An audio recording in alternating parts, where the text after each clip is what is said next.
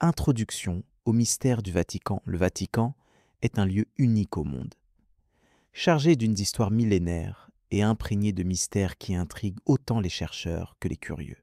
Situé au cœur de Rome, il est à la fois le berceau spirituel de l'Église catholique et le centre du pouvoir pontifical. Ce territoire minuscule, reconnu comme un État souverain, recèle des trésors artistiques, des archives historiques et des secrets soigneusement conservés à travers les âges. L'importance religieuse du Vatican dépasse largement ses frontières, car il incarne la continuité d'une tradition spirituelle ancienne, reconnue par des milliards de fidèles à travers le monde. C'est au sein de la basilique Saint-Pierre que se concentrent les symboles les plus emblématiques de cette puissance.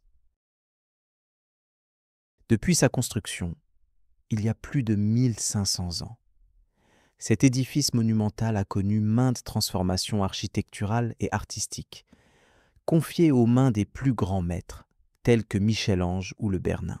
Chaque pierre, chaque fresque porte une histoire. Un message souvent caché derrière des codes et des indices dont la compréhension demande un œil averti. Ce lieu invite à la contemplation, mais aussi à la recherche d'informations dissimulées dans les moindres recoins. Le Vatican ne se limite pas à son édifice principal. Les musées Vatican, vastes et riches de collections inestimables, rassemblent des œuvres provenant de civilisations diverses, témoignant d'une ouverture culturelle malgré la nature religieuse de l'institution. Ces musées sont combien plus qu'un simple lieu d'exposition. Ils constituent une bibliothèque visuelle, un recueil des savoirs et des croyances accumulés au cours des siècles. La chapelle Sixtine, célèbre dans le monde entier, en est l'exemple le plus spectaculaire, avec ses fresques qui racontent des récits bibliques tout en cachant parfois des messages plus profonds. Les archives secrètes du Vatican, souvent entourées de mystères, jouent un rôle central dans l'histoire de cette cité-État. Elles conservent des documents historiques, diplomatiques et religieux qui retracent l'évolution du pouvoir pontifical, ses alliances et ses conflits. L'accès à ces archives est strictement contrôlé, ce qui alimente les spéculations et les légendes urbaines autour des contenus qu'elles renferment.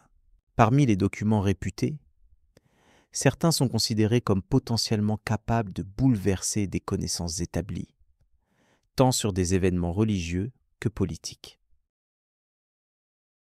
Au fil des siècles, le Vatican s'est donc façonné en un lieu où le sacré et le secret cohabitent étroitement, suscitant fascination et interrogation. La dimension spirituelle s'entrelace avec la politique, car le pape, en tant que chef religieux, détient également une influence diplomatique notable.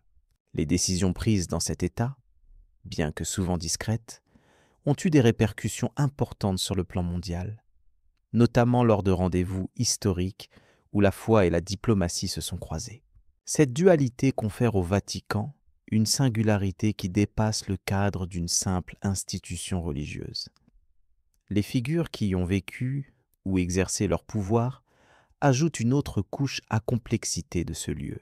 Du pape Jules II à Pie XII, en passant par Jean-Paul II, chaque souverain pontife a marqué son époque par des décisions souvent controversées, des réformes religieuses ou des prises de position politiques. Leur personnalité, leurs convictions profondes et leurs actions ont contribué à façonner non seulement l'Église, mais aussi l'histoire du monde.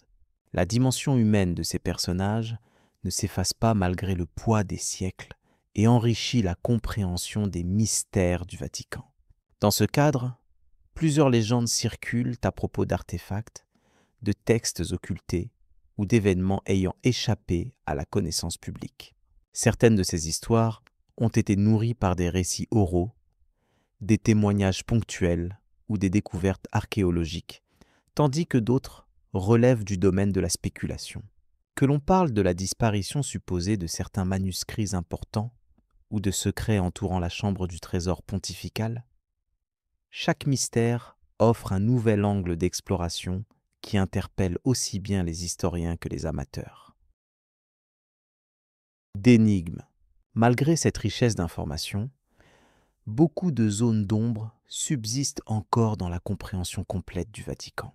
Les recherches continuent d'apporter leur lot de révélations, parfois inattendues, à travers des analyses documentaires, des fouilles ou des études d'archives. Cette quête constante illustre bien la complexité de ce monde à part, où le passé dialogue avec le présent dans une atmosphère où le silence semble abriter des vérités enfouies. Chaque découverte est une pièce supplémentaire au vaste puzzle de l'histoire du Vatican. Ainsi, en plongeant dans l'univers du Vatican, on entre dans une réalité imprégnée de foi, mais aussi d'histoires humaines, d'art et de politique. C'est une invitation à explorer un microcosme dont les apparences révèlent peu à peu la profondeur de son mystère. Les secrets qu'il abrite sont autant des témoignages du passé que des énigmes à déchiffrer, offrant à chacun la possibilité de se confronter à une autre forme de connaissance. Cette ouverture sur l'inconnu suscite une fascination durable pour ce lieu extraordinaire. Ce premier aperçu prépare à la découverte plus approfondie des différents aspects de la cité pontificale, en mettant en lumière des faits méconnus et des éléments souvent passés sous silence. L'histoire du Vatican est une mosaïque tissée d'événements et de figures qui méritent d'être explorée sans précipitation, avec le calme nécessaire pour apprécier leur complexité.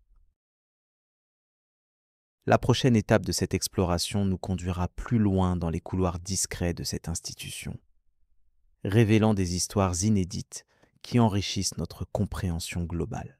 Avant de poursuivre, il est important de se rappeler que le Vatican est un lieu vivant, où le passé interagit constamment avec le présent et où chaque découverte ouvre la porte à de nouvelles questions. Cet équilibre entre tradition et évolution est au cœur de la dynamique de cette cité-État si particulière. En continuant notre voyage à travers ces mystères, nous garderons à l'esprit cette dualité, essentielle pour appréhender au mieux la richesse de ce patrimoine unique au monde. À mesure que nous avançons, les secrets du Vatican se dévoileront avec une précision toujours plus grande, invitant à la réflexion et à la découverte. La fondation et l'histoire ancienne du Vatican. Bienvenue dans ce voyage à travers le temps et l'histoire ancienne du Vatican.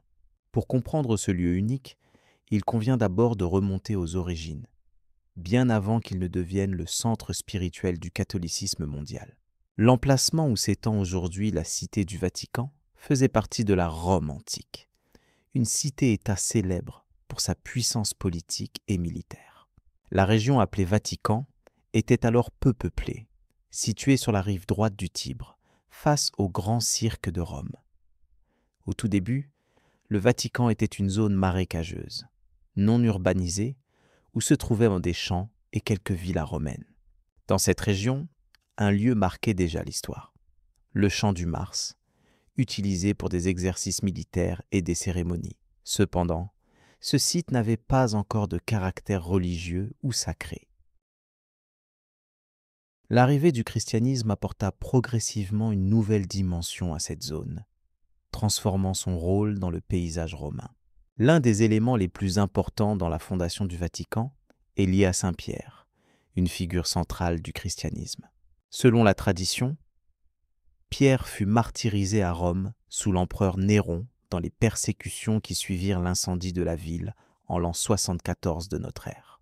Son tombeau, supposé se trouver sur la colline du Vatican, devint un lieu de pèlerinage dès les premiers siècles chrétiens. La reconnaissance officielle de cette localisation remonte au règne de l'empereur Constantin le Grand. Ce dernier, converti au christianisme, accorda une protection exceptionnelle aux lieux saints liés aux apôtres.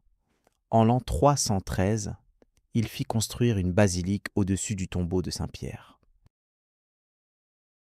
Cette basilique devenait ainsi l'âme spirituelle d'un site voué à la mémoire apostolique. Elle fut un point d'ancrage pour l'Église naissante, affirmant solidement la présence chrétienne au cœur de l'Empire. Le terme Vatican dérive de Vaticanus, un mot latin de sens obscur qui pourrait faire référence aux devins ou aux prophètes qui vivaient dans cette zone durant l'époque romaine. Avec le temps, le nom fut associé non seulement à la géographie, mais aussi à l'autorité spirituelle qui y prit place. Ce lien entre un territoire précis et une fonction religieuse unique est une caractéristique qui distingue le Vatican des autres entités urbaines. Au fil des siècles, la basilique construite par Constantin devint un centre important de la chrétienté occidentale. La colline du Vatican s'éleva comme un lieu sacré, organisant des cérémonies, des liturgies et des rassemblements autour du culte de Saint-Pierre. Plusieurs papes contribuèrent à renforcer ce rôle, initiant des travaux d'agrandissement et d'embellissement. Cette évolution architecturale et symbolique confirma la centralité du Vatican dans la vie religieuse. Durant le Haut Moyen Âge, la papauté fut marquée par une série de conflits et d'alliances avec les puissances temporelles. La faiblesse de l'Empire romain d'Occident donna à l'évêque de Rome une influence accrue. Cependant, la région du Vatican connut également des périodes d'instabilité et de transformation. Les invasions barbares et les changements dynastiques modifièrent en partie la configuration politique et sociale de la ville. L'installation progressive du pouvoir papal au Vatican permit aussi la mise en place d'une administration complexe et structurée autour de la papauté. Ce centre devint non seulement une place religieuse, mais aussi un siège politique important. La diplomatie pontificale prit de l'importance, tissant des réseaux avec les royaumes européens pendant que la papauté affirmait son indépendance face aux seigneuries territoriales. En parallèle, la topographie du Vatican subit des modifications significatives. Des jardins, des murailles et des bâtiments administratifs furent élevés pour protéger et organiser l'espace. Cette transformation reflétait le besoin croissant d'afficher une souveraineté territoriale définie, déjà distincte de Rome, tout en restant dans l'orbite culturelle et historique de la capitale impériale. L'édification au XVe siècle de la nouvelle basilique Saint-Pierre symbolisa un tournant majeur. Renaissance des arts et humanisme amenèrent une fascination pour l'Antiquité et le renouveau de la grandeur. La construction immense et ambitieuse de Saint-Pierre s'accompagna d'un projet politique destiné à affirmer le prestige du pape et du Vatican. Ce chantier dura plus d'un siècle, mobilisant les plus grands artistes de l'époque, de Bramante à Michel-Ange. À travers ces transformations, le Vatican se différencia de plus en plus en tant qu'entité souveraine. Le territoire, aujourd'hui le plus petit au monde, stabilisa ses frontières avec la ville de Rome, notamment après la signature des accords de la fin du XIXe siècle. Cet accord permit au Vatican de revendiquer une indépendance administrative et politique, gardant ainsi sa place exceptionnelle sur la scène internationale. Ainsi, depuis ses origines dans une zone marécageuse de la Rome antique jusqu'à l'établissement comme siège unique du pouvoir papal, le Vatican s'est forgé à travers les siècles une identité remarquable. Son histoire ancienne illustre la conjonction d'éléments religieux, politiques et culturels qu'ils définissent encore aujourd'hui comme un lieu de mystère et d'autorité. Les récits des papes, les évolutions architecturales et les événements historiques forment un tissu riche qui invite à continuer l'exploration des secrets et des légendes attachés à ce lieu unique. Le Vatican, bien plus qu'un simple territoire, est un témoignage vivant des transformations profondes qui ont traversé l'Occident. C'est cette histoire fascinante que nous allons poursuivre dans les chapitres suivants, afin de mieux comprendre le rôle déterminant qu'a joué cette cité dans le monde. Ainsi se termine ce panorama de la fondation et de l'histoire ancienne du Vatican. Prochainement, nous aborderons les énigmes liées aux archives secrètes et à leur influence sur le savoir mondial. Architecture et symbolisme des bâtiments vaticans. Bienvenue dans cette exploration calme et réfléchie des riches architectures qui composent le cœur du Vatican.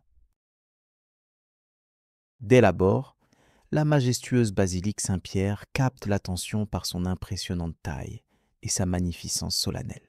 Conçue au début du XVIe siècle, cette église représente un chef-d'œuvre de la Renaissance, où chaque pierre parle d'une intention précise. Les dimensions de la basilique sont colossales, Sa longueur approche les 200 mètres, tandis que sa hauteur sous la coupole atteint plus de 120 mètres, donnant ainsi une impression de grandeur intemporelle. Cette coupole, conçue par Michel-Ange, n'est pas seulement une prouesse technique, mais un symbole puissant évoquant le ciel qui protège la foi. À ses pieds s'étend la place Saint-Pierre, avec sa forme elliptique unique, encadrée par des colonnades dessinées par Bernin. Ce choix architectural n'est pas anodin. Les colonnades sont pensées pour accueillir et embrasser les fidèles du monde entier, comme dans une étreinte spirituelle. Chaque colonne, au nombre de 482, est alignée dans une harmonie qui exprime à la fois ordre et accueil.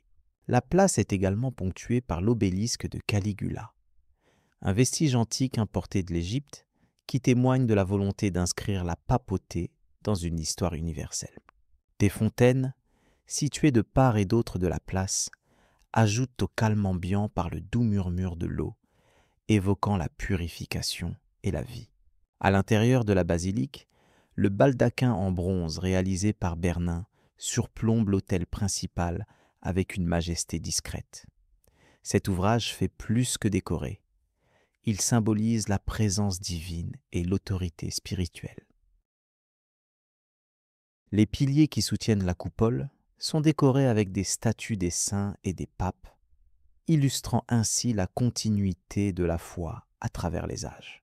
Chaque fresque, chaque marqueterie, chaque relief possède un sens précis, souvent lié à la théologie ou à l'histoire de l'Église. Ce langage visuel très codifié reflète une volonté claire de transmettre un message spirituel à travers la beauté même des formes. Non loin de là, les jardins du Vatican offrent un contraste apaisant aux structures imposantes. Ces jardins, étendus sur une vingtaine d'hectares, sont un lieu de quiétude et de méditation. Ils furent aménagés au XVe siècle et contiennent des centaines d'espèces végétales venues des 4 coins du monde. Les allées paisibles bordées de cyprès, de pins et de lauriers invitent à la réflexion silencieuse. Certains espaces sont aménagés selon des plans géométriques précis, reflétant l'harmonie entre nature et ordre divin. Des fontaines et des bassins ajoutent à cet équilibre en offrant des points d'eau symbolisant la vie et la sagesse. Au fil de ces constructions, le symbolisme occupe une place prépondérante. Par exemple, le nombre de colonnes ou de marches suit souvent un schéma numérologique précis en lien avec des valeurs spirituelles. Le chiffre 12 revient fréquemment, rappelant les apôtres et la fondation de l'Église. Les pierres employées, souvent extraites de carrières spécifiques, portent elles-mêmes des significations symboliques. Par ailleurs, certains motifs décoratifs empruntent à la nature pour évoquer la vie éternelle, comme la vigne ou le chêne. Ces éléments ne sont jamais laissés au hasard. Ils participent à une écriture invisible conçue pour nourrir la méditation des visiteurs. L'architecture même de la basilique Saint-Pierre illustre une volonté manifeste d'universalité. Sa forme cruciforme, qui reprend la croix chrétienne, s'inscrit dans une tradition millénaire. Les 4 portes d'entrée symbolisent les 4 évangiles et invitent les fidèles à pénétrer dans un espace sacré protégé du tumulte extérieur.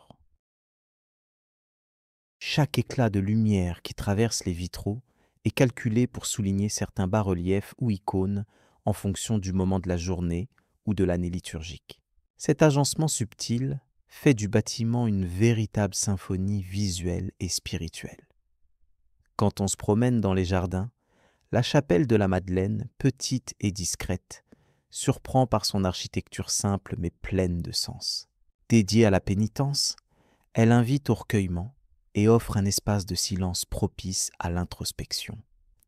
Ses murs nus contrastent avec l'opulence de la basilique, ce qui souligne l'importance de l'humilité spirituelle face à la gloire divine.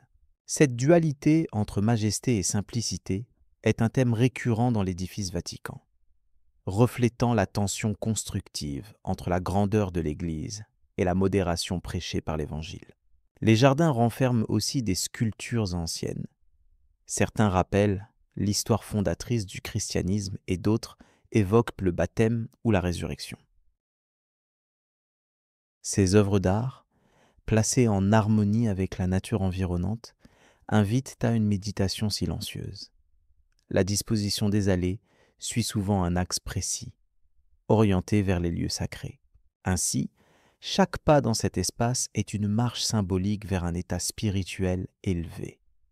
Cette géométrie s'apparente à un chemin initiatique, une progression vers la lumière intérieure. Un autre élément fascinant est l'observation des plans architecturaux originaux qui se trouvent aux archives secrètes du Vatican.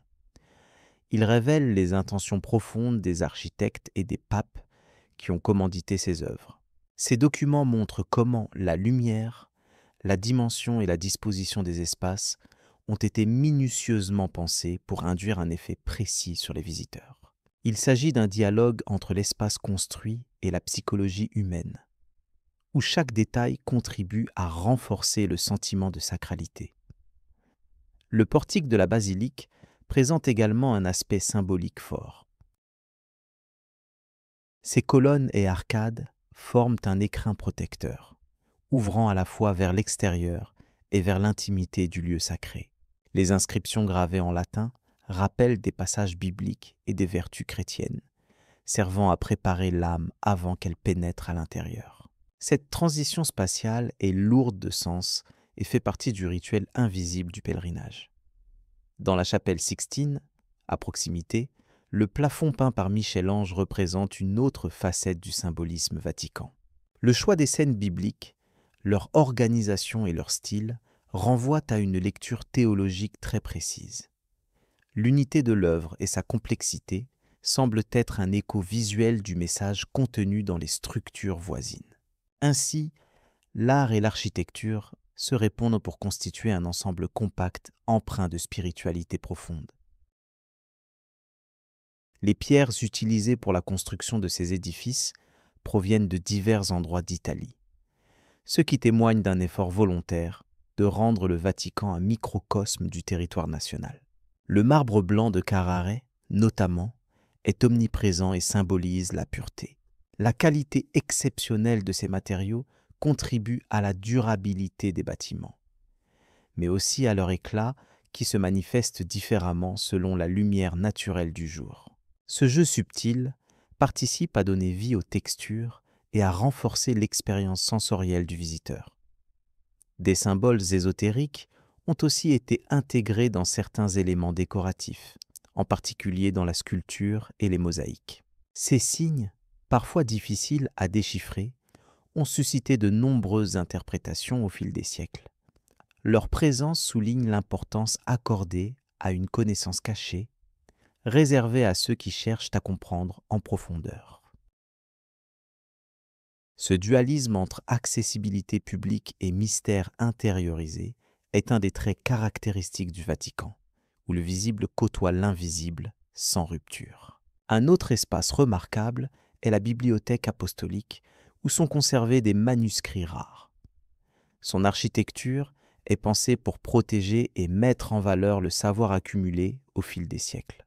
Outre les livres, les plafonds et les étagères sont ornés de motifs symboliques qui rappellent la lumière divine guidant l'humanité dans sa quête de vérité. L'art décoratif ici soutient donc la fonction spirituelle et scientifique de cet endroit unique. Les jardins contiennent aussi des fontaines dédiées aux saints, rappelant souvent leur lien avec l'eau, symbole de vie, mais aussi de purification. Ces fontaines sont placées au point stratégique, invitant à la pause et à la réflexion. Leur design s'inspire parfois de modèles antiques, ce qui illustre l'inscription du Vatican dans une tradition plurimillénaire, reliant le monde antique au monde chrétien. La présence de statues de papes, souvent grandeur nature, dans les allées vise à rappeler la continuité historique de l'institution papale. Ces œuvres, en marbre ou en bronze, sont positionnées pour créer un parcours visuel qui soutient l'expérience spirituelle du visiteur. Chaque statue est accompagnée d'inscriptions relatant la vie et l'œuvre de ces figures clés, renforçant ainsi le lien entre mémoire, histoire et foi. Les vitraux de la basilique, bien que souvent moins spectaculaires que ceux des cathédrales gothiques, jouent un rôle subtil en colorant délicatement l'intérieur. Ils illustrent des scènes moins connues de la vie des saints, apportant lumière et profondeur dans une ambiance méditative. Leur fabrication, réalisée selon des techniques ancestrales, souligne la continuité de l'art sacré à travers les siècles. Enfin, la disposition générale de l'ensemble du Vatican suit des axes symboliques qui se croisent selon des proportions précises, établissant un réseau invisible d'énergie et de signification. Ce plan maçonnique supposé, bien que sujet à débat, témoigne de l'intérêt porté à la géométrie sacrée et à l'harmonie universelle. Cet équilibre confère au site son aura unique, où chaque pierre, chaque colonne est partie prenante d'un tout cohérent et inspirant. Ainsi se déploie devant notre regard calme et attentif un patrimoine architectural d'une richesse inouïe, fruit de siècles de réflexion spirituelle et artistique. Chaque élément, du marbre poli à la plus discrète statue, compose un message silencieux mais puissant. En quittant cette exploration des formes, l'esprit se tourne vers la sagesse contenue dans les doctrines et les archives vaticanes, prête à révéler de nouvelles dimensions sur l'histoire et les secrets de ce lieu sacré. La prochaine étape de cette quête nous invite à pénétrer l'univers des textes anciens conservés dans les trésors documentaires du Vatican, pour comprendre la profondeur de ce savoir millénaire et ses mystères cachés.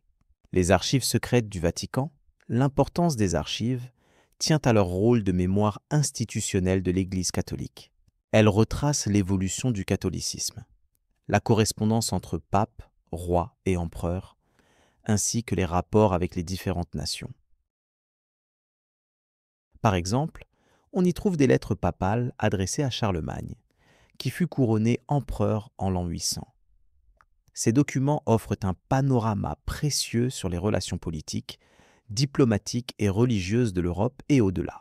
Au fil des siècles, ces archives ont servi d'appui à de nombreux historiens, mais restent encore largement inexplorées pour le grand public. Le bâtiment des archives elles-mêmes est un lieu austère, conçu pour protéger les documents rares. Les pièces, à la température et l'humidité contrôlées, conservent des parchemins et des livres vieux de plusieurs siècles.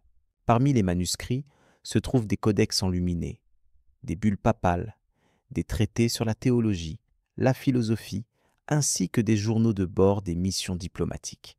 L'importance du lieu est telle que son accès n'est possible qu'après une longue procédure d'agrément, incluant souvent une recommandation académique et un historique sérieux dans les recherches. Les hypothèses concernant le contenu non dévoilé au grand public abondent.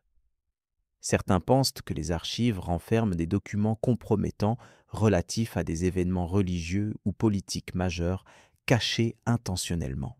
D'autres imaginent une collection de correspondances privées entre les papes et des personnages historiques controversés. Des rumeurs plus sensationnelles évoquent aussi des textes traitant d'occultisme ou des preuves de phénomènes inexpliqués.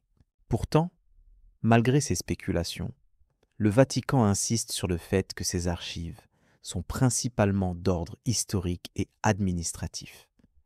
La vérité est sans doute plus nuancée. L'Église conserve un respect profond pour la confidentialité de certains documents, non pas par désir de mystère, mais par prudence concernant leur contexte délicat. Par exemple, les dossiers traitant d'affaires internes ou de conflits religieux peuvent contenir des informations sensibles sur des familles ou des institutions encore existantes. Ainsi, la discrétion totale permet d'éviter les malentendus et de préserver la dignité des personnes évoquées, ce qui justifie en partie la restriction d'accès. Au fil des siècles, les efforts pour cataloguer et organiser ces archives ont permis de mieux structurer le savoir conservé. Depuis la Réforme au XIXe siècle, un système précis d'inventaire a été adopté, évitant la dispersion des documents. Les chercheurs disposent aujourd'hui de bases de données numériques, bien que la majeure partie des archives reste sur support papier. Ce travail continue de révéler des trésors jusqu'alors ignorés, tels que des traités de paix oubliés ou des correspondances inédites entre prélats. L'existence même des archives influence la manière dont le Vatican est perçu par le monde extérieur. Elles symbolisent un pouvoir historique étendu et une continuité millénaire. Pourtant, cette même perpétuation soulève parfois des débats sur la transparence et l'ouverture. Certains historiens militent pour une plus grande accessibilité, arguant que la connaissance historique profite à toute l'humanité, tandis que d'autres soulignent la nécessité de préserver le contexte et le respect des documents.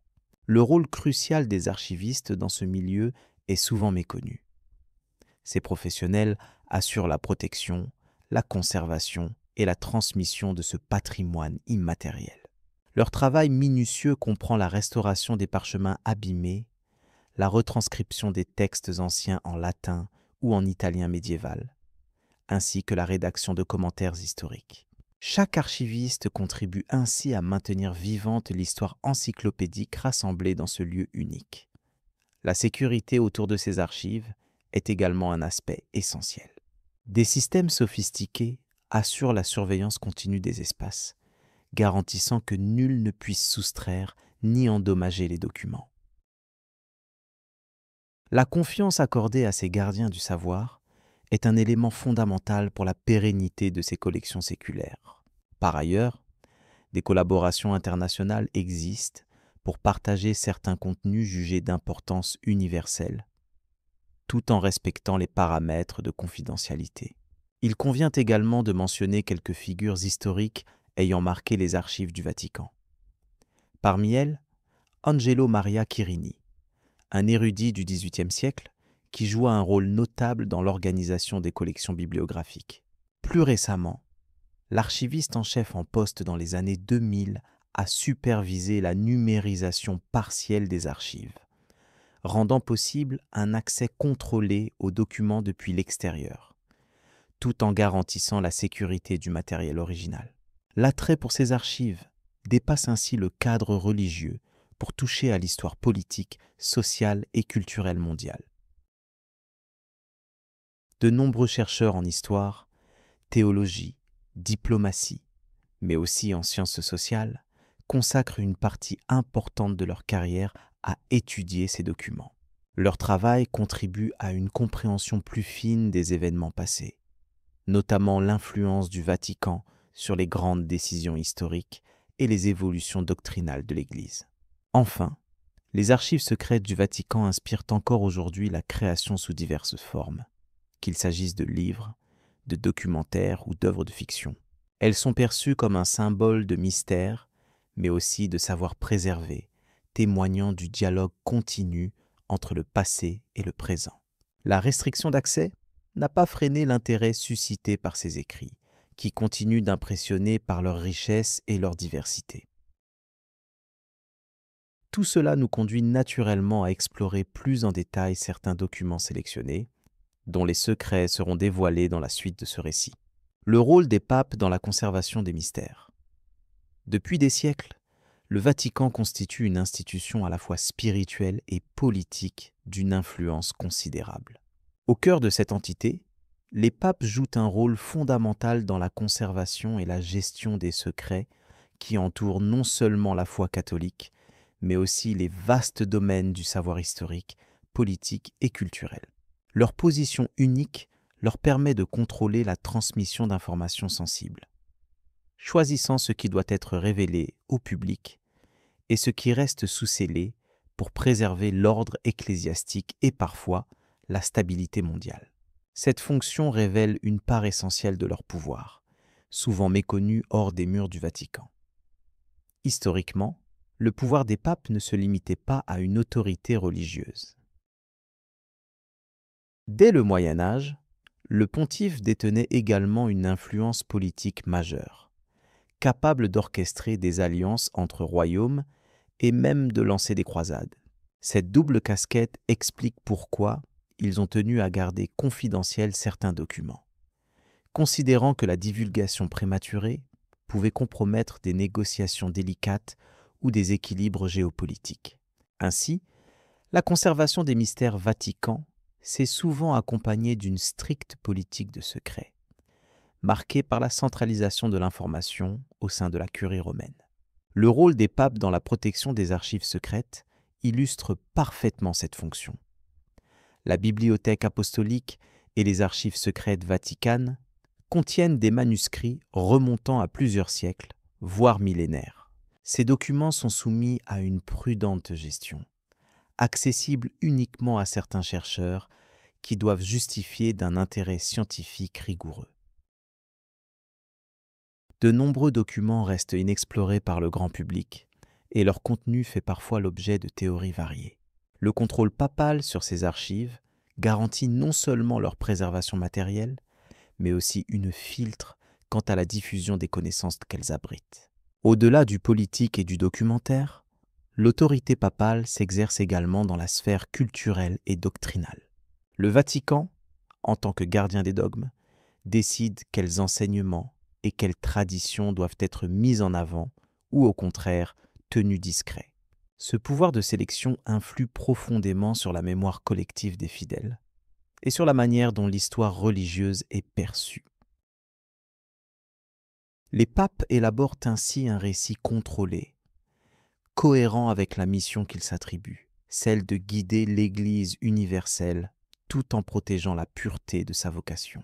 Un exemple marquant est celui du pape Pie XI, qui durant la première moitié du XXe siècle maintint souvent une posture prudente face au régime totalitaire. Alors que certaines vérités au sujet de ces gouvernements auraient pu susciter une opposition plus ferme, le Vatican préféra tempérer ces révélations dans une gestion mesurée des savoirs disponibles.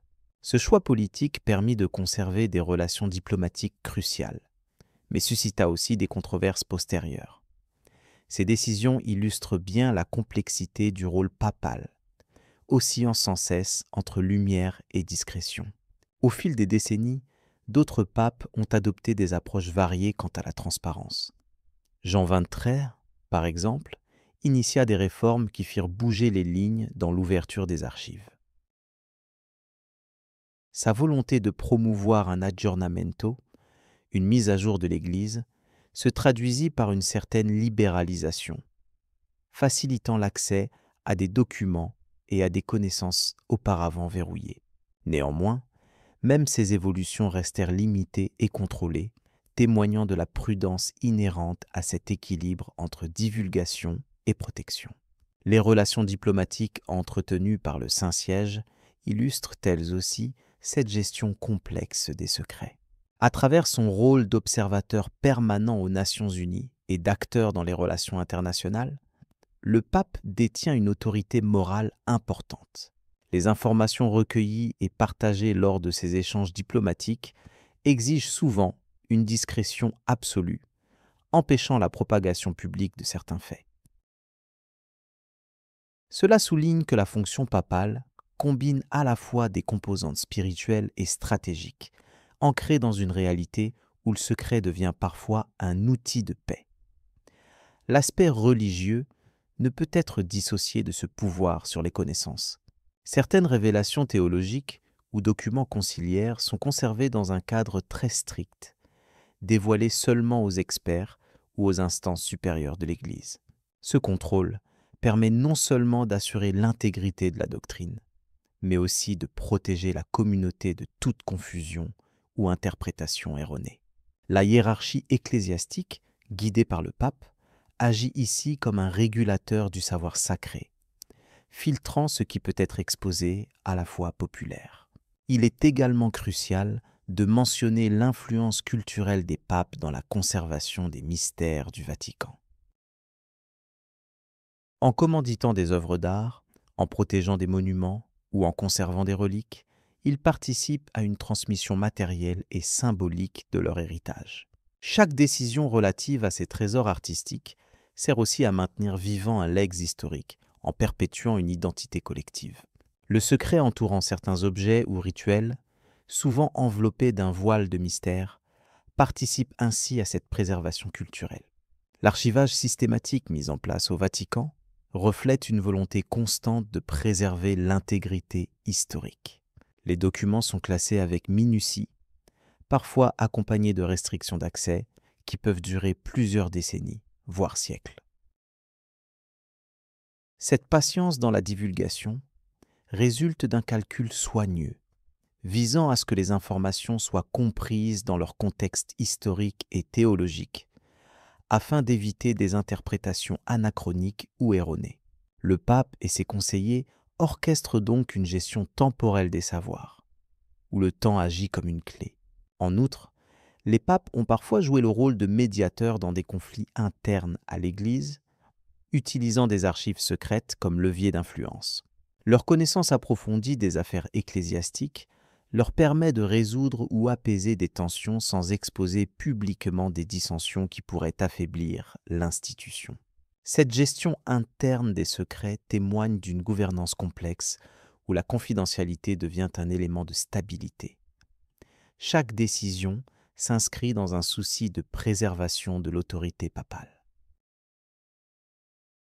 Par ailleurs, la dimension intellectuelle de cette fonction papale est essentielle. De nombreux pontifes, érudits eux-mêmes, ont contribué à la rédaction, à la collecte ou à la conservation d'ouvrages importants. Leur implication dans la promotion des sciences et des études historiques montre qu'ils ne se contentent pas de préserver passivement les secrets, mais qu'ils participent activement à la construction d'un savoir contrôlé et transmis avec rigueur. Cet engagement éclaire une facette souvent ignorée du rôle papal, celui de protecteur du patrimoine intellectuel. Le rôle des papes dans la diffusion ou la restriction des savoirs peut également s'observer à travers leur influence sur la publication des documents.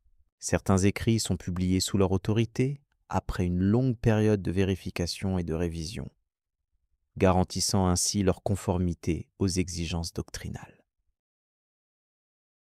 Cette censure bienveillante agit comme un filtre qui évite la diffusion d'erreurs ou d'interprétations potentiellement nuisibles.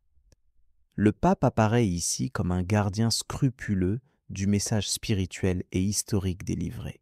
Toutefois, les papes ne sont pas à l'abri de controverses liées à la gestion des mystères. Certains épisodes historiques mettent en lumière des critiques sur une supposée volonté de cacher la vérité, surtout dans des affaires liées à des scandales ou à des événements sensibles. Ces polémiques renforcent l'idée que le pouvoir papal dans ce domaine est une arme à double tranchant, capable autant de protéger que de susciter des suspicions. L'équilibre entre vérité et secret demeure donc une tension permanente. Il est aussi pertinent de souligner la singularité de chaque pontificat dans cette gestion des secrets. Chaque pape agit selon sa personnalité, son époque et ses convictions, ce qui explique des différences notables dans la manière d'aborder la conservation des mystères. Ainsi, alors que certains ont préféré une ouverture mesurée, d'autres ont renforcé la confidentialité, adoptant des stratégies adaptées aux défis politiques et culturels rencontrés. Cette diversité témoigne de la complexité du rôle papal. En outre, les évolutions technologiques récentes ont modifié les enjeux de la conservation secrète. Le Vatican doit désormais faire face à la nécessité de protéger ses données numériques tout en rendant certaines informations accessibles pour des études scientifiques. Cette double exigence oblige les papes et leurs collaborateurs à repenser constamment les modalités d'archivage et de diffusion, mêlant tradition et modernité. Cette adaptation reflète la dynamique d'une institution millénaire confrontée aux défis du nouveau millénaire. Dans ce contexte, la diplomatie vaticane joue un rôle amplificateur. Les échanges avec d'autres États et organisations internationales nécessitent une gestion fine des informations. Le pape agit souvent comme un arbitre discret, utilisant sa connaissance approfondie des secrets pour favoriser la paix et la collaboration entre nations. Cette capacité fait du Saint-Siège un acteur unique où le secret et la transparence se croisent sans cesse dans un jeu délicat de pouvoir moral.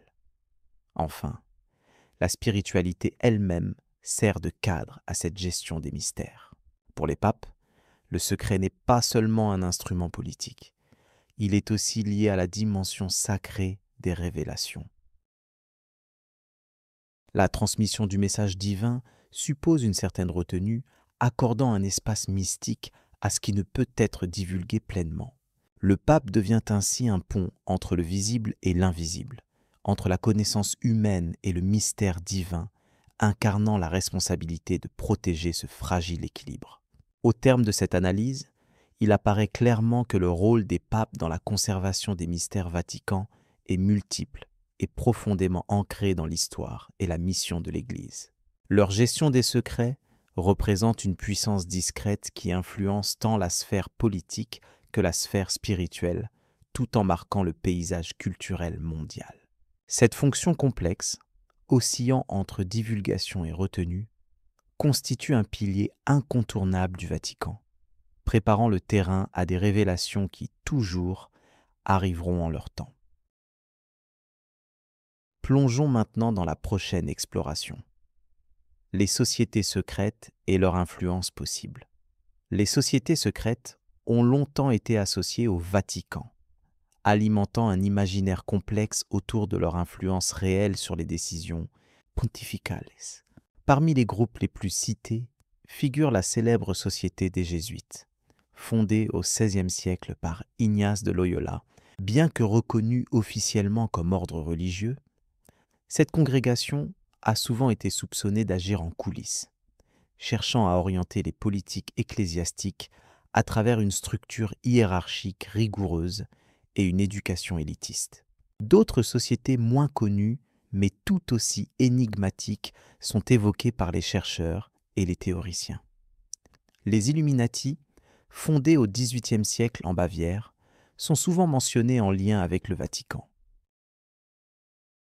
Bien que leur existence officielle ait été brève, certaines hypothèses affirment que ce groupe clandestin aurait infiltré plusieurs institutions, dont l'Église, dans le but de promouvoir un ordre mondial secret. Leur influence supposée inclut la manipulation d'événements majeurs et la direction indirecte des décisions religieuses à l'échelle globale. Les archives du Vatican, soigneusement conservées dans la bibliothèque apostolique, recèlent des documents datant de plusieurs siècles qui témoignent d'une historique complexe des rapports entre le Saint-Siège et diverses sociétés secrètes. Ces archives, accessibles uniquement à un cercle restreint d'historiens agréés, évoquent parfois des correspondances et des accords passés avec des groupes ésotériques, soulignant la coexistence tendue entre dogmes officiels et courants occultes. Ces interactions ont alimenté de nombreuses réflexions sur le rôle ambigu du Vatican dans le jeu des influences internationales. Une autre société souvent évoquée est l'Ordre du Temple. Successeur présumé des Templiers, cet ordre militaire et religieux du Moyen Âge, dissous en 1313, aurait laissé un héritage mystérieux. Certains chercheurs prétendent que leurs membres ont survécu et se sont réunis en sociétés secrètes ayant conservé des secrets d'importance.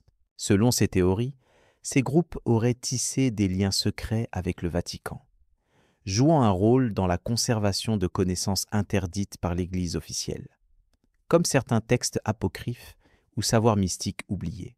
Les francs-maçons constituent également un élément incontournable du débat sur l'influence des sociétés secrètes sur le Vatican.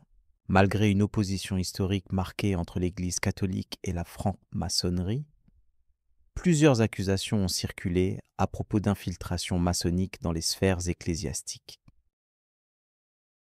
Cette rivalité a été nourrie par des encycliques papales condamnant la franc-maçonnerie, tout en attisant les soupçons d'une présence occulte cherchant à déstabiliser l'institution depuis l'intérieur. L'équilibre ténu entre condamnation officielle et contestation interne demeure un sujet de fascination. En outre, certaines sociétés secrètes moins formelles, telles que les cercles intellectuels et mystiques, ont forgé des relations discrètes avec des membres du clergé au cours des siècles.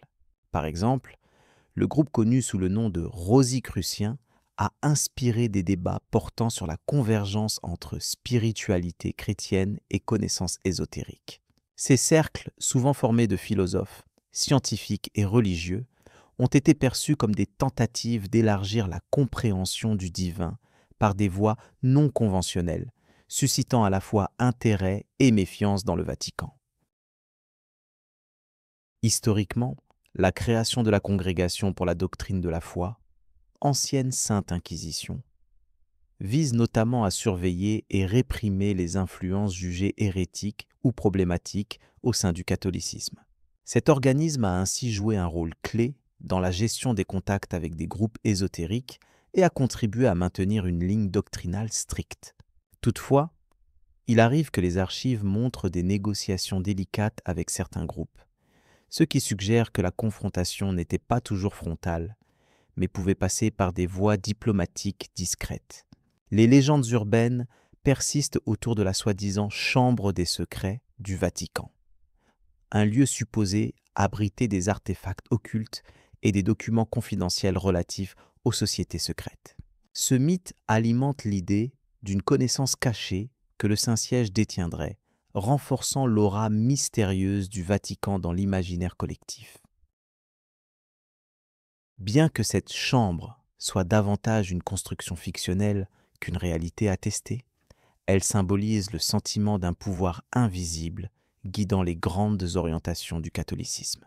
Revenant aux personnalités emblématiques, le pape Clément XIII, au XVIIIe siècle, s'est trouvé confronté à l'expansion des mouvements illuministes et maçonniques. Ces décisions ont parfois incarné la résistance officielle contre ces influences, tout en naviguant dans un contexte géopolitique chargé d'enjeux complexes. La correspondance épiscopale de cette période révèle une gestion prudente des menaces perçues, témoignant d'une institution soucieuse de préserver son autorité face à des courants souterrains pluriels. De nos jours, l'étude des sociétés secrètes liées au Vatican fait l'objet d'une approche plus scientifique et moins sensationnaliste. Les chercheurs analysent ces relations sous l'angle sociologique et historique, mettant en lumière les dynamiques de pouvoir et les stratégies de contrôle. L'impact exact de ces sociétés reste néanmoins difficile à mesurer, car leur nature même repose sur la discrétion et l'opacité, ce qui génère un terrain fertile aux spéculations multiples et souvent contradictoires. On peut citer aussi la troisième section du Vatican appelée Commission pour la protection de la foi et de la culture, qui dans certains cas a enquêté sur des réseaux obscurs. Ce comité, formé principalement au XXe siècle, a cherché à mettre en lumière des pratiques occultes infiltrées dans des institutions religieuses. Ces travaux montrent que le Saint-Siège reconnaît l'existence de certaines forces extérieures cherchant à influencer la vie catholique, sans que ces phénomènes ne fassent l'objet de communications publiques détaillées. Enfin, certains documents récemment déclassifiés autorisent à mieux comprendre les liens entre hautes sphères du Vatican et cercles extérieurs. Des échanges cryptés, des réunions secrètes et des accords informels sont parfois attestés dans ces archives, révélant une gestion complexe et indirecte des relations avec des sociétés perçues comme menaçantes ou au contraire comme des alliés potentiels. Cette ambivalence accentue le mystère autour de l'influence réelle de ces groupes sur les décisions papales. Ainsi, la fascination pour les sociétés secrètes liées au Vatican continue de perdurer, nourrie par un mélange de faits historiques, d'interprétations erronées et de constructions imaginaires. Leur présence supposée, réelle ou fantasmée, illustre les tensions persistantes entre transparence et obscurité, pouvoir officiel et pouvoir occulte. Cette réflexion conduit naturellement à interroger non seulement l'institution catholique, mais aussi la nature du secret dans le monde contemporain, où connaissance et pouvoir restent étroitement imbriqués. En passionnant évocation de ces groupes énigmatiques, on saisit que le Vatican, derrière sa façade de solennité, est aussi un lieu où se croisent et s'opposent des forces multiples, visibles et invisibles. Les découvertes futures des chercheurs permettront peut-être de lever certains voiles, tout en laissant intacte une aura de mystère indispensable à la légende. Ce cheminement invite à poursuivre l'exploration des arcanes moins connus du Saint-Siège, ouvrant la porte à une nouvelle compréhension de ses dynamiques internes et externes. Passons maintenant à l'étude des mécanismes institutionnels qui régissent ces interactions particulières entre tradition et modernité. Les artefacts mystérieux conservés au Vatican. Le Vatican abrite une collection impressionnante d'artefacts rares, dont certains restent inaccessibles aux chercheurs les plus aguerris. Parmi ces objets se trouvent des manuscrits anciens, des reliques sacrées et des objets d'art précieux dont la provenance remonte à plusieurs siècles, voire millénaires. Leur signification dépasse souvent le simple cadre religieux, touchant des domaines variés comme l'histoire, l'archéologie et la politique. La richesse et la diversité de ces trésors soulèvent aussi de nombreuses controverses, tant sur leur authenticité que sur les raisons de leur conservation secrète. Parmi les plus mystérieux, les manuscrits codex se distinguent par leur ancienneté et leur contenu énigmatique. Certains datent de l'époque paléo-chrétienne, rédigés dans des langues oubliées ou cryptées. Ces textes sont souvent étudiés par des théologiens et linguistes qui tentent d'en décrypter le sens, mais une part importante demeure indéchiffrable. Leur origine tranche souvent avec les récits officiels, ce qui nourrit des hypothèses sur des vérités cachées ou des doctrines interdites. L'accès restreint à ces documents alimente encore plus le mystère entourant leur existence. Parmi les reliques, plusieurs pièces sont considérées comme des symboles majeurs de la foi catholique. La Sainte Épine, selon la tradition, proviendrait de la couronne portée par Jésus lors de sa crucifixion. Conservée précieusement, elle est rarement montrée au public. D'autres reliques, comme les fragments de la vraie croix, sont aussi gardés dans des conditions strictes. Ces objets attirent depuis longtemps la fascination mais aussi le scepticisme, car leur authenticité a été tantôt confirmée, tantôt remise en question par des experts, ce qui nourrit un débat constant. Au-delà des textes et reliques, le Vatican possède également une vaste collection d'objets d'art et de bijoux précieux ayant appartenu à des figures historiques importantes. Par exemple, certaines pièces de monnaie antiques provenant de l'Empire romain sont exposées, témoignant des relations complexes entre pouvoirs politiques et religieux. Parmi les objets les plus rares figure aussi le célèbre Codex Vaticanus, un manuscrit biblique qui est une des plus anciennes copies de la Bible grecque existante. Sa conservation exemplaire intrigue les spécialistes compte tenu de l'âge avancé du document. Les controverses autour de ces artefacts ne concernent pas seulement leur origine ou leur authenticité, mais aussi les raisons du secret qui planent sur leur garde. Certains chercheurs supposent que des documents pourraient contenir des révélations jugées trop perturbantes pour le grand public. D'autres évoquent par la protection d'objets potentiellement dangereux s'ils étaient mal compris ou utilisés. Cette mise à l'écart volontaire alimente des légendes et théories parfois extravagantes, sans jamais qu'une explication officielle ne vienne pleinement clarifier la situation. Un personnage clé dans la conservation et l'étude de ces trésors est le préfet de la Congrégation pour la doctrine de la foi, qui supervise rigoureusement les accès aux archives secrètes. Au fil des siècles, plusieurs préfets ont adopté des approches diverses, certains favorisant la recherche ouverte, d'autres, au contraire, renforçant le cloisonnement. Cette évolution reflète aussi les tensions entre tradition et modernité au sein même du Vatican. Le travail discret mais rigoureux de ses responsables contribue à préserver un équilibre fragile entre divulgation et mystère. Dans le domaine de la recherche, plusieurs équipes internationales collaborent avec le Vatican dans une démarche de conservation scientifique. Elles utilisent des techniques avancées comme la spectrométrie, l'imagerie multispectrale ou la datation au carbone pour analyser les objets sans les détériorer. Ces méthodes ont permis de confirmer l'âge de certains manuscrits ou de détecter des retouches ultérieures sur des peintures. Chaque nouvelle découverte soulève à la fois émerveillement et précaution, car la moindre révélation peut modifier profondément notre compréhension de l'histoire religieuse et culturelle. L'importance stratégique de ces artefacts s'explique aussi par leur rôle dans la diplomatie vaticane. Certains objets font l'objet d'échanges ou de prêts temporaires entre musées internationaux, renforçant ainsi le rayonnement culturel de la papauté. Ces événements sont souvent accompagnés de cérémonies solennelles qui rappellent le poids symbolique de ces trésors. Pourtant, cette exposition limitée contraste avec la majorité des objets qui restent dissimulés dans des chambres fortes ou des archives non accessibles, accentuant le cloisonnement entre public et privé au sein du Saint-Siège. Le mystère plane également sur l'existence de pièces non inventoriées officiellement, parfois évoquées dans des correspondances anciennes. Des légendes parlent de manuscrits apocryphes, de reliques disparues ou de documents interdits qui pourraient modifier la vision traditionnelle du christianisme. Ces récits, bien que non confirmés, nourrissent que l'imaginaire collectif et continuent d'attirer chercheurs et curieux. La quête de ces artefacts secrets s'apparente à une véritable chasse au trésor intellectuel qui traverse les générations.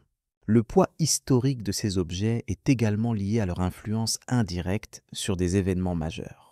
Par exemple, certains écrits retrouvés au Vatican auraient inspiré des décisions politiques, des conciliations théologiques ou des débats internes influençant l'orientation de l'Église. Leur étude approfondie révèle souvent des couches complexes d'interprétation et de contexte, témoignant d'une histoire vivante en perpétuel remodelage. Ces dimensions montrent que les artefacts ne sont pas seulement des vestiges anciens, mais des acteurs silencieux du présent. Ainsi, la richesse des collections vaticanes dépasse leur simple valeur matérielle. Chaque objet, chaque fragment, tisse un lien fragile entre passé et présent, foi et raison, science et croyance. La conservation de ces trésors est une tâche exigeante qui requiert prudence et respect. Le Vatican, en maintes occasions, a démontré son souci de préservation, mais aussi sa volonté de garder secrètes certaines facettes de son héritage afin de protéger une histoire sensible et complexe. La découverte ou redécouverte de ces artefacts continue de susciter fascination et débats passionnés dans le monde scientifique et religieux. Les nouvelles technologies, ainsi que la curiosité des chercheurs, permettent peu à peu d'éclaircir certains mystères, tout en ouvrant d'autres pistes d'investigation. La frontière entre vérité et légende reste parfois floue dans cet univers où chaque objet porte un récit propre, inscrit dans la mémoire collective de l'humanité. Pour comprendre pleinement la portée de ces artefacts, il est essentiel d'adopter une approche multidisciplinaire qui croise histoire, théologie, archéologie et sciences humaines. Cette démarche permet d'appréhender non seulement leur contexte historique, mais également leur signification culturelle et spirituelle. Le dialogue entre experts, ouvert mais prudent, favorise ainsi une meilleure connaissance sans toutefois rompre le charme du mystère qui entoure ces objets précieux. L'exploration des archives du Vatican est donc bien plus qu'une simple étude d'objets anciens. Elle révèle un univers complexe où chaque pièce a le potentiel de bouleverser des certitudes. Ce travail minutieux de conservation et de recherche se perpétue à travers les siècles, consolidant un patrimoine unique au monde, véritable gardien d'une mémoire parfois cachée au regard profane. Cette richesse inestimable appelle à la curiosité, mais aussi à la prudence. Dans les années récentes, des initiatives ont été lancées pour numériser certains documents afin de les rendre accessibles aux chercheurs internationaux. Ce projet d'ouverture vise à concilier besoin de transparence et protection du patrimoine fragile. Toutefois, la digitalisation ne remplace pas l'analyse directe des objets, et la complexité de certains artefacts exige encore la confrontation avec l'authenticité matérielle et sonore de ces témoignages anciens.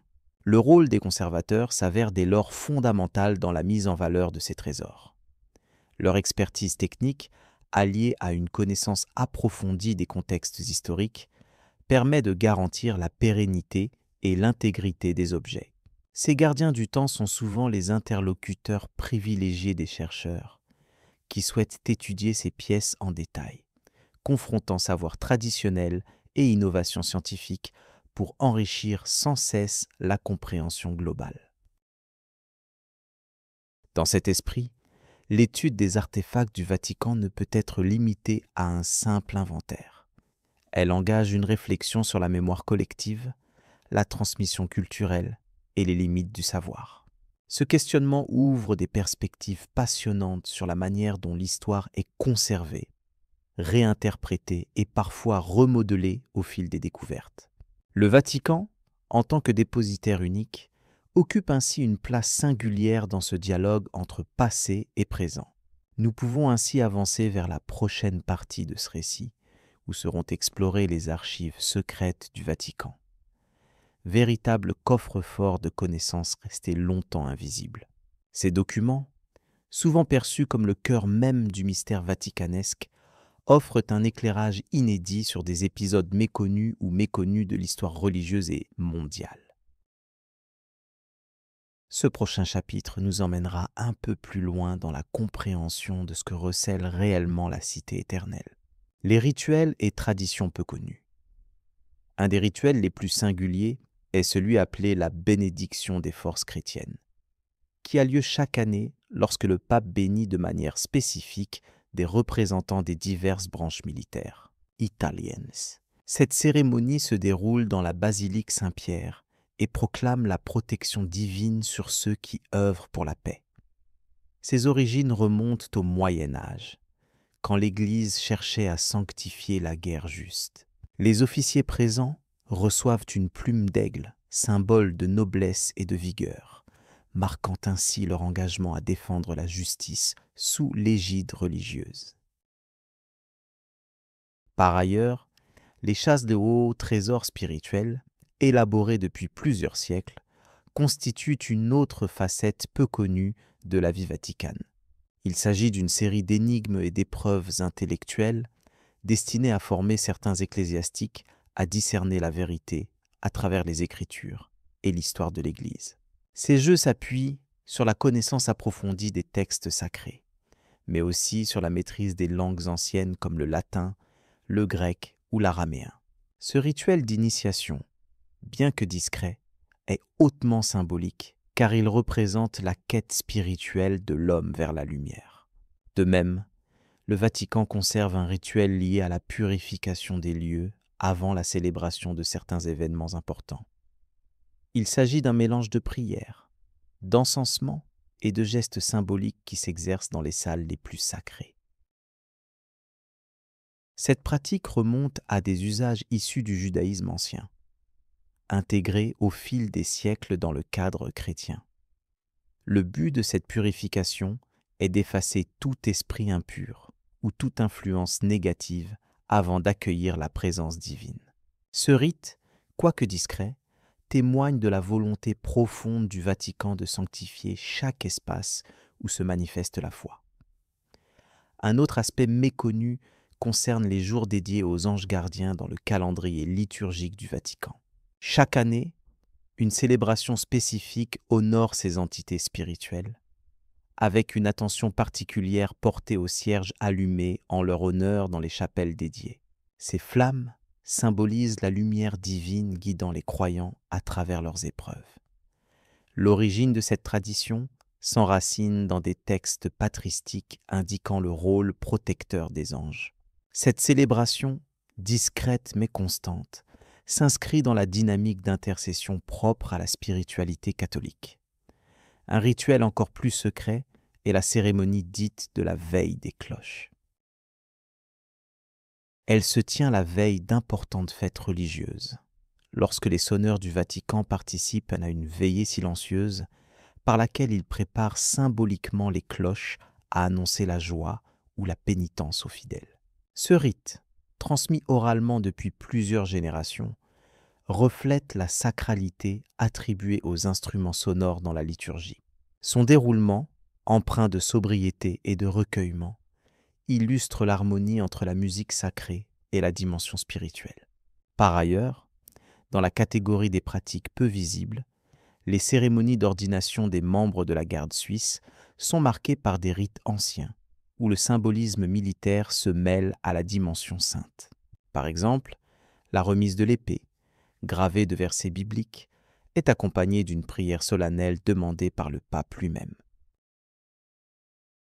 Cette tradition met en exergue la fusion entre le devoir de protection du Saint-Siège et l'appel à une vie vécue dans la foi et la loyauté.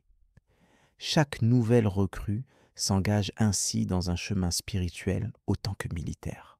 Enfin, il ne faut pas oublier la cérémonie quotidienne dite de la prière pour la paix dans le monde, qui rassemble plusieurs clercs dans une forme plus intime que les grandes messes pontificales. Cette prière silencieuse, réalisée dans une chapelle réservée, souligne l'effort continuel du Vatican pour promouvoir un monde sans conflit, conformément aux enseignements évangéliques. La régularité et la simplicité de ce moment rappellent l'essence du service religieux, tourné vers l'humilité et la quête de la réconciliation universelle. Ces différents rituels et traditions, bien que peu exposés dans l'espace public, font partie intégrante de la vie spirituelle et institutionnelle du Vatican. Ils traduisent la complexité d'une organisation qui évolue tout en restant attachée à ses racines profondes.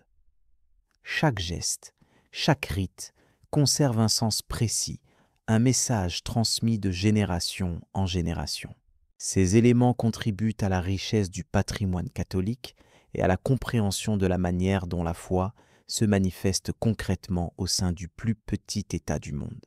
Ce lien subtil entre l'histoire, la symbolique et la pratique demeure l'une des clés pour saisir pleinement les mystères qui entourent le Vatican. En poursuivant cette exploration des aspects méconnus de la cité vaticane, il est essentiel de se pencher désormais sur les archives secrètes, véritables coffres-forts de savoir et d'énigmes non révélées au grand public. Le Vatican face aux grandes controverses historiques. Au cours de son histoire millénaire, le Vatican a été au centre de nombreuses controverses qui ont secoué non seulement l'Église catholique, mais aussi la société mondiale. Ces épisodes conflictuels révèlent des dysfonctionnements institutionnels parfois profonds, mais aussi les différentes tentatives de réponse de la part des autorités vaticanes. Il est intéressant d'examiner ces événements sous un angle factuel, en comprenant comment l'organisation a géré ces crises, souvent loin des projecteurs médiatiques. L'un des scandales les plus connus remonte à l'affaire des archives secrètes du Vatican. Longtemps entourée de mystères et de suspicions, des rumeurs circulaient concernant des documents sensibles cachés, relatifs à de nombreuses personnalités historiques et à des événements politiques. En réalité, ces archives sont un patrimoine historique immense, mais leur gestion très stricte a souvent nourri les spéculations sur des dissimulations présumées. Les responsables ont progressivement ouvert une partie de ces documents aux chercheurs, cherchant à concilier confidentialité et transparence, tout en restant vigilants sur l'impact que ces révélations pourraient avoir. Un autre épisode majeur fut la gestion des abus sexuels au sein de l'Église, une problématique qui a profondément ébranlé la réputation du Vatican au XXIe siècle. Pendant longtemps, la question a été traitée en interne, ce qui a conduit à des critiques sévères sur l'opacité et l'inefficacité des mesures prises. Le pape François a multiplié les initiatives pour affronter ce problème de manière plus directe, instaurant des commissions spécialisées et réformant partiellement les procédures. Pourtant, la complexité de ce combat réside dans la confrontation entre le maintien de l'autorité ecclésiastique et la nécessité d'une justice indépendante et transparente. La politique diplomatique du Vatican a également suscité de nombreuses controverses historiques. Sa neutralité officielle n'a pas toujours été respectée dans les faits. Par exemple, pendant la Seconde Guerre mondiale, des accusations ont été portées à l'encontre de certains membres du clergé, vus comme complices indirects ou passifs face aux atrocités nazies. Cette période a révélé des tensions internes entre la prudence diplomatique et la responsabilité morale. Des archives récemment déclassifiées ont permis de mieux comprendre ces ambiguïtés, montrant que l'institution oscillait entre volonté d'apaisement et défense de certaines valeurs. Par ailleurs, l'Inquisition reste un symbole lourd des épisodes conflictuels autour du Vatican. Du XIIIe au XVIIIe siècle, cette institution judiciaire religieuse a exercé un contrôle rigoureux sur les croyances, souvent au prix de persécutions et de censure. Bien que la motivation affichée ait été la préservation de la foi, ces pratiques ont profondément marqué l'histoire, suscitant des débats persistants sur la justice et la liberté. Le Vatican a fini par abolir l'Inquisition formellement, mais il en garde la mémoire, qui nourrit encore aujourd'hui des réflexions sur les limites du pouvoir religieux. Un autre aspect, sujet à controverse, est le rôle économique du Vatican. Il possède un patrimoine financier conséquent, allant de biens immobiliers à des œuvres d'art inestimables. La gestion de ces ressources a parfois été entachée par des scandales liés à des placements douteux ou à des opérations financières secrètes. Au cours des dernières décennies, des efforts ont été entrepris pour rendre les procédures plus rigoureuses et conformes aux normes internationales de transparence, notamment sous l'impulsion de responsables engagés dans la lutte contre le blanchiment d'argent. Ces mesures témoignent d'une volonté de modernisation, bien que les critiques persistent encore sur le contrôle réel exercé. Le Vatican a aussi été mêlé à des controverses théologiques et doctrinales internes. Les débats sur l'interprétation des textes sacrés, les réformes liturgiques et les positions sur des questions sociétales, telles que le mariage, la contraception ou le rôle des femmes, ont provoqué des tensions entre différentes factions. Ces conflits révèlent une institution en constante évolution, tentant de préserver ses traditions tout en s'adaptant à un monde en mutation rapide.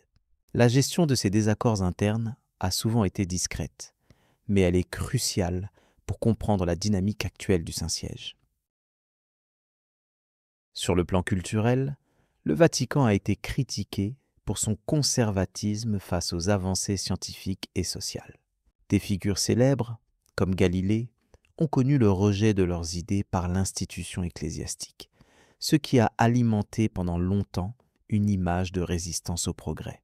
Cependant, avec le temps, le Vatican a cherché à établir un dialogue plus ouvert avec la science et la modernité, reconnaissant la valeur des découvertes tout en affirmant ses principes spirituels.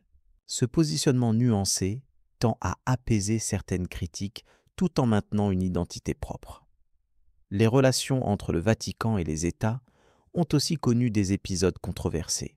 Le statut même du Vatican en tant qu'État souverain est particulier, et ses accords avec divers pays ont parfois suscité des polémiques. Par exemple, les concordats ou traités bilatéraux ont pu être perçus comme privilégiant l'influence religieuse dans les affaires civiles. La diplomatie vaticane utilise néanmoins ces instruments pour promouvoir sa mission spirituelle tout en naviguant dans un paysage politique complexe et changeant. La gestion des crises médiatiques représente un défi récurrent pour le Vatican. Avec l'essor des nouvelles technologies et des réseaux sociaux, la communication institutionnelle se trouve sous une pression accrue.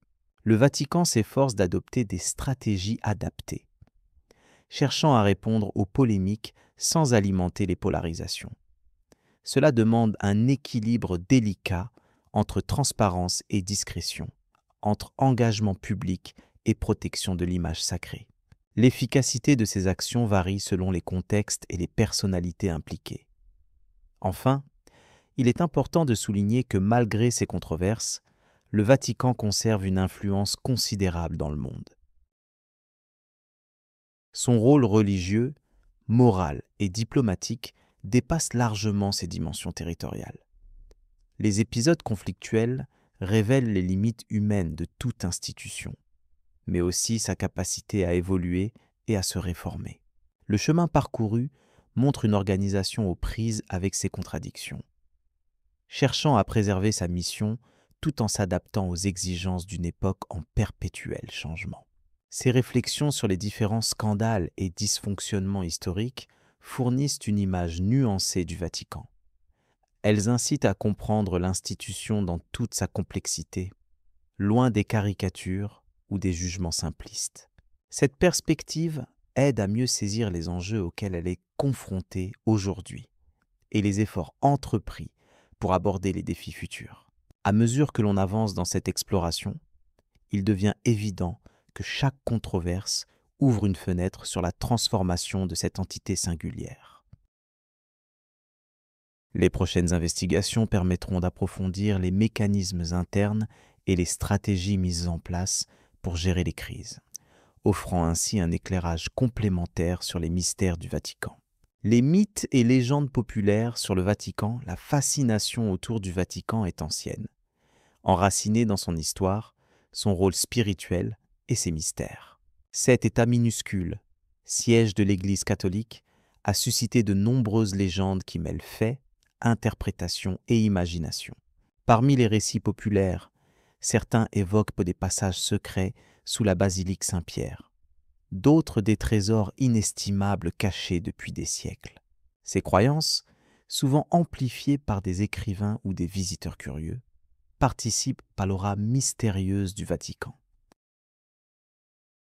Une légende fréquente évoque l'existence d'une bibliothèque secrète renfermant des manuscrits interdits ou disparus depuis des siècles.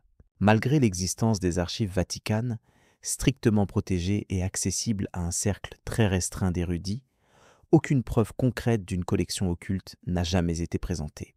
Toutefois, la réalité de vastes archives, comprenant des documents de plusieurs millénaires, nourrit l'imaginaire collectif. Ces archives contiennent d'innombrables lettres, contrats, écrits pontificaux et témoignages, éléments précieux pour comprendre l'histoire religieuse et politique. Une autre histoire circule à propos d'un passage secret reliant le Vatican à d'autres lieux stratégiques de Rome. Selon cette croyance, ces galeries souterraines auraient servi à l'Église pour fuir en cas de danger. Cependant, la majorité des experts considèrent ces histoires comme davantage symboliques que comme des faits réels. Ils expliquent que le palais apostolique possède bien des souterrains, mais leur fonction principale était liée au réseau d'aqueducs anciens ou aux caves de stockage. L'existence présumée d'un trésor papal attire également les convoitises imaginaires.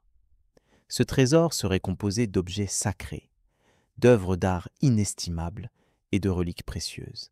Le Vatican déclare posséder effectivement des collections d'une grande richesse, notamment au sein des musées, mais il n'a jamais fait état d'un véritable coffre caché ou d'un butin secret. Cette idée fait souvent écho aux récits médiévaux, où les richesses de l'Église étaient symboles de pouvoir temporel autant que spirituel. Parmi les récits célèbres, celui de la malédiction papale intrigue aussi. On raconte qu'un souverain pontife aurait jeté une malédiction sur quiconque tenterait de s'emparer illégalement des secrets du Vatican, provoquant catastrophe ou mort subite. Bien que cette histoire ait une forte teneur dramatique, elle relève davantage de la légende populaire et sert d'avertissement symbolique face au sacré. L'histoire du Vatican est aussi marquée par des figures énigmatiques. Par exemple, le rôle de certains papes a parfois été entouré de mystères, alimentant des spéculations sur leurs décisions ou motivations. Le pape Sixte V, qui régna à la fin du XVIe siècle, fit percer de nombreux couloirs dans le palais, ce qui donna naissance à plusieurs hypothèses sur la finalité de ces constructions. Certains y voient une organisation secrète, d'autres un simple souci de sécurité ou d'urbanisme. Il est intéressant de noter que plusieurs romans et films modernes ont exploité ces mythes pour créer des intrigues captivantes. Ces œuvres, bien que fictionnelles, contribuent à la propagation de certaines idées erronées, mais aussi à renforcer l'intérêt pour le Vatican. Elles jouent sur des symboles forts, les secrets, le pouvoir et la foi. Cette dimension médiatique participe à maintenir vivante la curiosité autour de ce lieu si particulier. L'observateur attentif remarque que la symbolique du Vatican dépasse largement le domaine religieux pour toucher à la culture, à l'histoire et à la politique. Par exemple, certains drapeaux et armoiries présents dans l'État reflètent des alliances diplomatiques anciennes, tandis que les rituels ponctuant la vie papale ont souvent une double lecture. mêlant tradition et messages cachés. Cela alimente divers registres d'interprétation, souvent traduits en mythes. Dans la Rome antique, le site du Vatican était un lieu sacré bien avant l'établissement de la chrétienté. Ce fait historique a contribué au caractère mythique du lieu, où se mêlent héritage païen et croyances chrétiennes.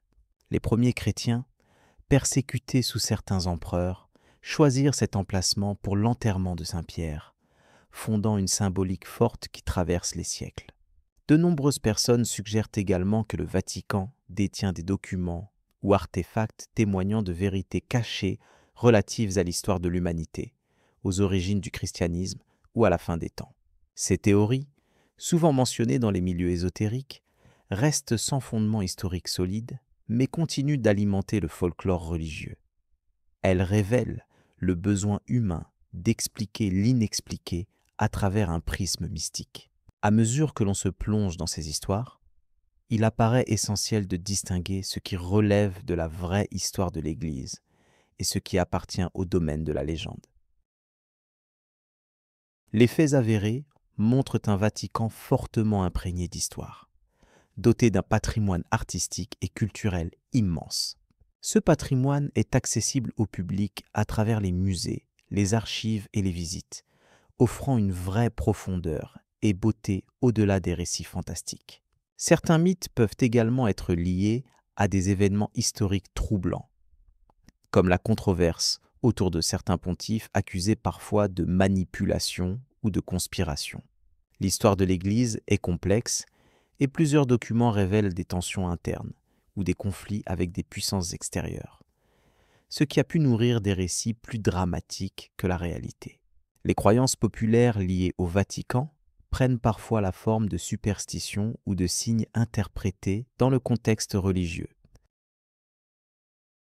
Par exemple, les phénomènes astronomiques ou météorologiques observés lors d'élections pontificales ont suscité des interprétations mystiques. Ces récits, transmis oralement ou par des chroniqueurs, participent au folklore propre à ce lieu à part. Dans le paysage contemporain, les efforts du Vatican pour la transparence et le dialogue ouvrent une nouvelle étape. Le secret, qui fut longtemps une posture nécessaire pour préserver le message spirituel, évolue vers une ouverture plus grande. Ces transformations influencent la perception que le grand public a de l'institution, modifiant ainsi peu à peu le tissu des légendes. Malgré cela, le mystère du Vatican continue de captiver. Il attire chercheurs, touristes et simples curieux, désireux de découvrir les trésors matériels et immatériels qu'il renferme. Chaque pierre, chaque salle, chaque objet raconte une histoire, s'inscrivant dans une saga globale mêlant foi, pouvoir et culture. Ainsi, les mythes et légendes populaires qui entourent le Vatican trouvent leur origine dans un mélange d'histoires réelles, de traditions séculaires et d'imaginaire collectif. Ils incarnent le besoin humain d'explorer ce qui dépasse l'entendement, de saisir le lien entre le sacré et le profane. Ce lien constitue une part essentielle de l'identité de ce lieu unique. Cette exploration des récits populaires ouvre la voie à une meilleure compréhension des symboles et des réalités vaticanes. Elle invite à regarder au-delà des apparences pour découvrir la richesse d'un héritage complexe qui continue à nourrir les débats et les passions contemporaines de façon apaisée et réfléchie. Vous pourrez ainsi apprécier, sans précipitation, la transition vers des analyses plus approfondies des structures et événements qui ont façonné ce centre spirituel afin de poursuivre ce voyage au cœur des mystères vaticans avec lucidité et calme. Le Vatican dans le monde contemporain. Le Vatican occupe une place unique sur la scène internationale, en tant que plus petit État au monde et centre spirituel pour plus d'1 milliard de catholiques. Sa souveraineté lui confère un rôle diplomatique distinct, souvent méconnu, mais essentiel. À travers son corps diplomatique, composé de plusieurs centaines de membres, le Saint-Siège maintient des relations officielles avec près de 190 nations et organisations internationales. Ces interactions dépassent le simple cadre religieux pour engager des dialogues sur des questions politiques, sociales et humanitaires. Par exemple, le Vatican est un acteur clé dans les discussions sur la paix mondiale, la réduction des conflits armés et la défense des droits de l'homme. Son influence est particulièrement notable dans ses appels à la réconciliation lors de tensions ethniques ou religieuses. Le pape, en tant que chef spirituel et chef d'État, incarne cette diplomatie unique. Ses visites pastorales à travers le monde ne sont pas seulement des moments religieux, mais aussi des opportunités pour exprimer des positions sur des défis contemporains. En matière culturelle, le Vatican joue un rôle majeur. En abritant une richesse inestimable d'arts et de patrimoine, il attire chaque année des millions de visiteurs, contribuant ainsi à la diffusion mondiale de la culture catholique.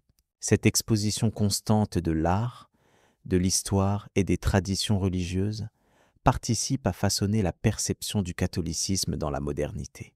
Par ailleurs, le Vatican soutient activement des projets éducatifs et sociaux, promouvant des valeurs telles que la solidarité, le respect de la dignité humaine et la justice sociale. Sur le plan des défis contemporains, le Vatican ne reste pas en retrait. Il aborde avec prudence mais fermeté des sujets tels que les inégalités économiques, la crise écologique et les avancées technologiques. Lors des assemblées synodales ou des encycliques papales, ces questions sont analysées en tenant compte d'une perspective morale fondée sur l'enseignement chrétien. Cela renforce sa place comme voix morale sur la scène mondiale, souvent sollicitée lors d'événements majeurs tels que la COP conférence climatique ou les forums de l'ONU. La diplomatie vaticane se caractérise également par sa neutralité souvent perçue, mais qui est en fait une vigilance. Le Vatican évite un alignement partisan strict, privilégiant le dialogue entre les différentes parties concernées. Cette position permet au Saint-Siège de servir de médiateur discret dans plusieurs conflits internationaux ou crises humanitaires. L'exemple récent des efforts de paix au Moyen-Orient souligne cette capacité à rester un interlocuteur respecté par tous. Le Saint-Siège maintient aussi des relations actives avec les grandes religions du monde, illustrant sa politique d'œcuménisme et de dialogue interreligieux. Ces échanges contribuent à promouvoir la coexistence pacifique et à combattre les discriminations basées sur la foi ou la culture. Des rencontres avec des leaders musulmans, juifs, bouddhistes ou hindous témoignent de cet engagement. Cette ouverture a une portée qui dépasse la sphère religieuse, influençant les rapports sociaux et politiques dans de nombreux pays. Le pape François a marqué cette époque par un accent particulier sur l'attention aux pauvres et aux marginalisés. Ces prises de position publiques incitent les institutions catholiques et leurs alliés à revisiter leurs priorités. Ce souci social accompagne une vision renouvelée de la mission du Vatican, qui cherche à être plus présent dans les questions de justice économique globale et de respect pour l'environnement. Ce pontificat radicalise ainsi une orientation engagée sur des valeurs universelles. Malgré ces avancées, les défis internes au Vatican perdurent. Des scandales financiers ou des tensions au sein de la curie romaine montrent que cette institution n'est pas à l'abri des failles. Néanmoins, le dialogue interne demeure ouvert, avec des réformes continues visant à renforcer la transparence et l'efficacité administrative. Ce processus reste central pour conserver la crédibilité et la capacité d'influence du Vatican dans un monde en constante évolution. Le Vatican a également une présence notable dans les médias modernes. Par le biais des réseaux sociaux, de la radio, de la télévision et des publications officielles, il développe une forme de communication adaptée à l'ère numérique. Cette stratégie vise à atteindre un public plus large, notamment les jeunes générations, tout en conservant un message cohérent et modéré. Cet équilibre digital est crucial pour maintenir la pertinence du Saint-Siège dans la société contemporaine. L'importance géopolitique du Vatican est renforcée par des alliances stratégiques. Ses liens avec l'Union européenne, par exemple, se traduisent par des collaborations sur des thèmes comme la migration ou la paix sociale. De même, ses interactions avec des États clés tels que les États-Unis ou la Chine montrent une capacité d'adaptation aux réalités mondiales. Par ailleurs, le Vatican s'engage également à promouvoir la liberté religieuse là où celle-ci est menacée, jouant un rôle crucial dans la protection des minorités. En conclusion, le Vatican dans le monde contemporain est loin de se limiter à son rôle spirituel traditionnel. Il incarne une entité politique, culturelle et diplomatique complexe, évoluant au rythme des enjeux actuels. Sa voix, bien que centrée sur des valeurs religieuses, s'exprime dans des dialogues ouverts et pragmatiques. Cela permet au Vatican d'impacter diverses sphères internationales, offrant souvent une perspective éthique indispensable au débat mondial. En préparant la prochaine étape de cette exploration, nous allons maintenant examiner comment ces dynamiques se traduisent concrètement dans les relations avec les grandes puissances. Conclusion sur les mystères et l'héritage du Vatican. Au fil des siècles, le Vatican s'est imposé comme un lieu unique de pouvoir spirituel et temporel, entre mystère et tradition. Ces murs anciens recèlent non seulement un patrimoine artistique inestimable, mais aussi des archives secrètes qui suscitent nos fascinations et spéculations. On y trouve une complexité d'institutions, d'histoires croisées et de figures emblématiques qui ont façonné non seulement la foi catholique, mais aussi le destin de l'Europe. Ces éléments, souvent enveloppés de silence, constituent un héritage multiple dont la portée dépasse largement les limites du petit État. L'histoire du Vatican est jalonnée de personnages remarquables, tels que le pape Pie XII, dont la gestion des conflits mondiaux soulève encore des débats, ou le cardinal Joseph Ratzinger, devenu pape Benoît XVI, dont l'intellect et la spiritualité ont marqué une époque contemporaine. Ces figures révèlent un équilibre complexe entre autorité religieuse et enjeux politiques, témoignant de la capacité de cette institution à s'adapter continuellement aux évolutions du monde. Leur action contribue à perpétuer des secrets enfouis dans des archives méticuleusement gardées, suscitant l'intérêt des historiens et des curieux. L'une des particularités du Vatican réside dans ses bibliothèques et archives, où sont conservés des documents exclusifs datant de plusieurs siècles. Ces volumes précieux offrent une fenêtre sur des temps anciens, mais leur accès demeure extrêmement limité. Cela alimente les hypothèses et nourrit des récits alternatifs, parfois fantaisistes, mais toujours empreints d'un certain mystère. La préservation de ce savoir sous clé illustre la volonté de protéger une mémoire fragile face à la transmission d'informations sensibles, dont la divulgation pourrait modifier la perception publique de l'Église. Bien que la modernité ait transformé bien des aspects de la société, le Vatican continue de jouer un rôle central dans les débats contemporains. Ses positions sur des questions éthiques, sociales et environnementales influencent les consciences et les politiques. Le pape François, par son approche ouverte et renouvelée, incarne une forme de dialogue entre tradition et monde actuel. Il invite à considérer non seulement la continuité, mais aussi la nécessité de changements progressifs pour répondre aux attentes d'une humanité en constante mutation. Ce pont entre passé et présent est essentiel pour comprendre la vocation éternelle de ce lieu singulier. Il est également crucial de souligner la complexité des relations internationales que le Saint-Siège entretient. Il agit à la fois comme un acteur religieux et un État souverain participant à la diplomatie mondiale. Par ses interventions, il promeut la paix, la justice et la coopération entre nations, tout en défendant ses principes fondamentaux. Cette dualité lui confère une place particulière sur la scène internationale, accentuant le mystère entourant ses décisions souvent discrètes. Ces mécanismes internes et externes illustrent la richesse et la subtilité de son fonctionnement.